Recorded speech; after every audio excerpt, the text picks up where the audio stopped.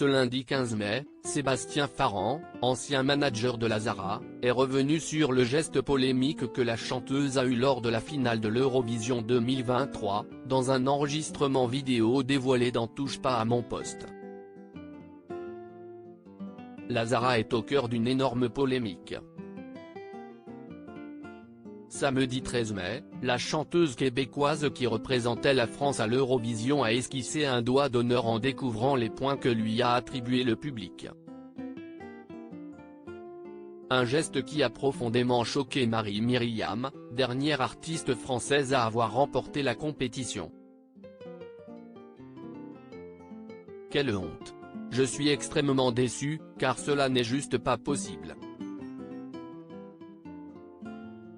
Elle a fait ce geste, assise dans un fauteuil avec des drapeaux français derrière. La France ne mérite pas cela, s'est indignée la chanteuse de 66 ans auprès du Parisien. De son côté, la Zara a affirmé que son geste avait été mal interprété.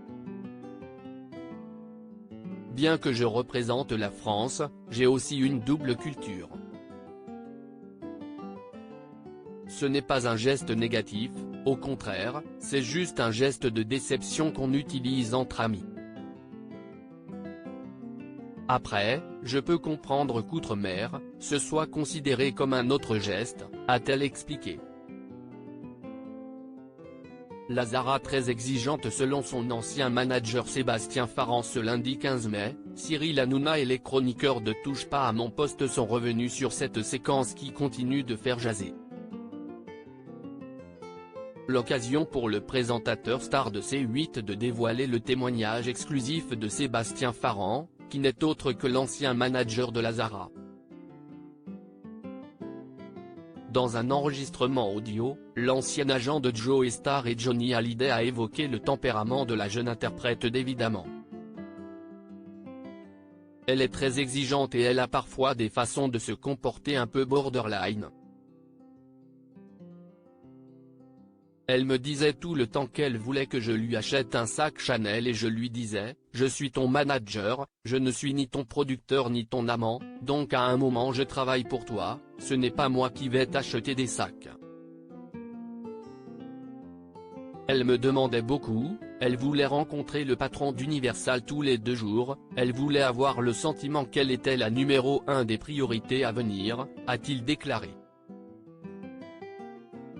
L'ancien manager de la Zara revient sur son geste polémique. Sébastien Farran est également revenu sur le geste de la Zara, qui a terminé à la 16e position du classement de l'Eurovision 2023.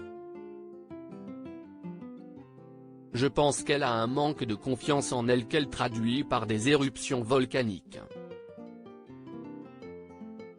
Mais à un moment donné, quand on choisit de représenter la France, quand on choisit de représenter un pays, on ne fait pas un geste comme ça à la fin. D'ailleurs, je ne sais pas à quoi correspond exactement le geste. Est-ce que c'est contre la France, contre l'Eurovision, contre le gagnant, contre le public, a ajouté l'ancien manager de la chanteuse. Et de conclure, à partir du moment où on représente un pays, on garde quand même une espèce de respectabilité. Touche pas à mon poste, à retrouver en intégralité sur l'application MyCanal.